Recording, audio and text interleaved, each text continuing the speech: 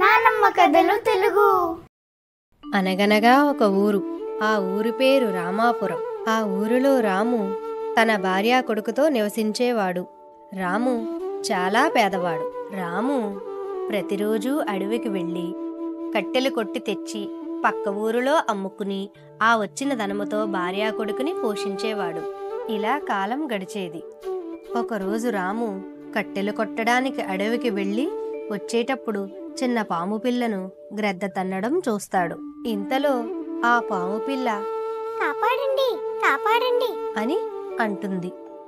అప్పుడు రాము పక్కనే ఉన్న కర్రను తీసుకుని గెద్దను బెదిరించడంతో ఆ గ్రద్ద ఎగిరిపోతుంది.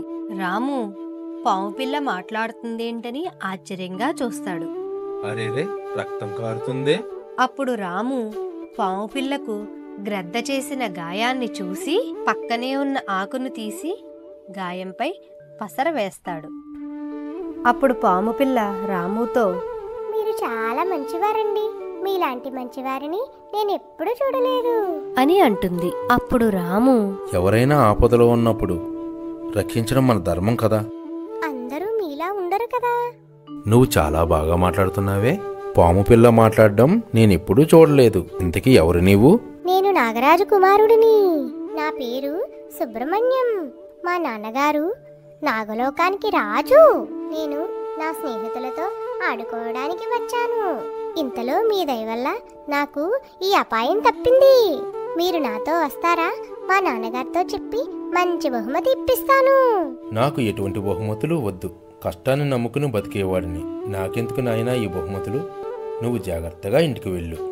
రాము ఇంటికి బయలుదేరతాడు. పాము పిల్ల గృహలోకి వెళ్ళిపోతుంది. అప్పుడు రాము ఇంటికి వచ్చి జరిగినదంతా భార్య కమలతో చెప్తాడు. కమల కూడా ఆశ్చర్యంగా వింటుంది. అప్పుడు పాము పిల్ల తండ్రి నాగరాజుతో ఇలా అంటుంది.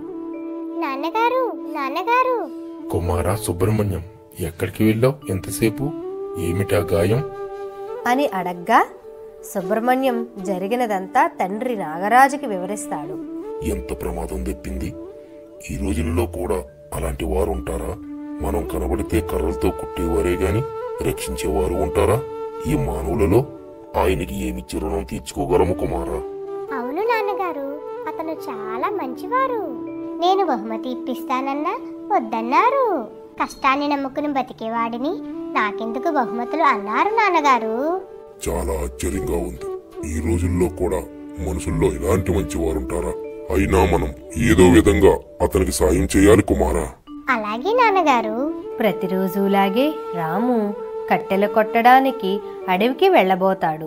ఇంతలో భార్య కమల, ఏమండి, 2 రోజుల్లో పండగ వస్తుంది కదా, ఇంట్లో సరుకులు, బాబుకు బట్టలు కొనాలి. అలాగే కమల, ఈరోజు ఎక్కువ కట్టెలు కొట్టి సంతలో అమ్మి సరుకులు బట్టలు తీసుకొస్తాను అని బయలుదేరతాడు.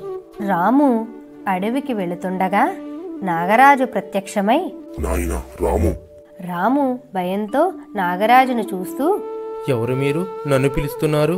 నన్నేం చేయకండి అంటూ భయపడతాడు. నిన్నేమీ చెయ్యం. నన్ను కాపాడినందుకు మా నాన్నగారు నీకు బహుమతి ఇవ్వడానికి వచ్చారు. నా కుమారుణ్ణి కాపాడినందుకు కృతజ్ఞతలు నాయన. ఇవిగో మాయాగుమ్మడి విత్తనాలు. ఈ విత్తనాలు తీసుకెళ్లి మీ పెరట్లో నాటండి. మీకు అంతా శుభం జరుగుతుంది అని నాగరాజు వెళ్ళిపోతాడు. అప్పుడు రాము వాటిని తీసుకుని ఇంటికి వచ్చి జరిగినదంతా భార్యకి వివరిస్తాడు. మరుసటి రోజు ఉదయం రాము కమలతో కలిసి పెరట్లో మాయాగుమ్మడి విత్తనాలు నాటుతారు. ఆ మాయాగుమ్మడి విత్తనాలు అతి తక్కువ రోజులకే ఎక్కువ కాయలు కాస్తాయి. మరుసటి రోజు ఉదయం వాటిని చూసి రాము, కమల చాలా ఆనందిస్తారు. రాము వాటిని పక్క ఊరి సంతకు తీసుకువెళ్ళి అమ్ముకు వచ్చేవాడు. అవి మాయాగుమ్మడి విత్తనాలు కాబట్టి ఎంత కోసినా తరిగేవి కావు. రాము వాటిని ఊరంతా పంచి మిగతా వాటిని అమ్మేవాడు.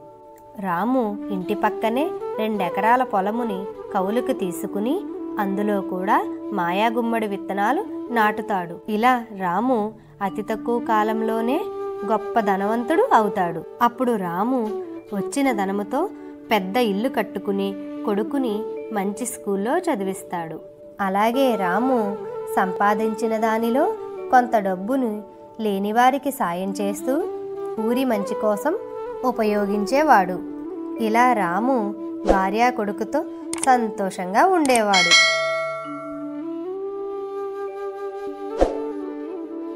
ఒరే మనవళ్ళు మనవరాళ్ళు, వీడియో చూసి వెళ్ళిపోకండ్రా, ఒక లైక్ కొట్టండి. అలాగే మీ స్నేహితులకి బంధువులకి షేర్ చెయ్యండి. సబ్స్క్రైబ్ కూడా చెయ్యండి. మర్చిపోయాను, పక్కనే ఉన్న గంటను కూడా కొట్టండి. అప్పుడే నేను చెప్పే ప్రతి కథ మీరు వినడానికి చూడడానికి బాగుంటుంది. పిల్లలు, మంచి కథతో మళ్ళీ వస్తాను.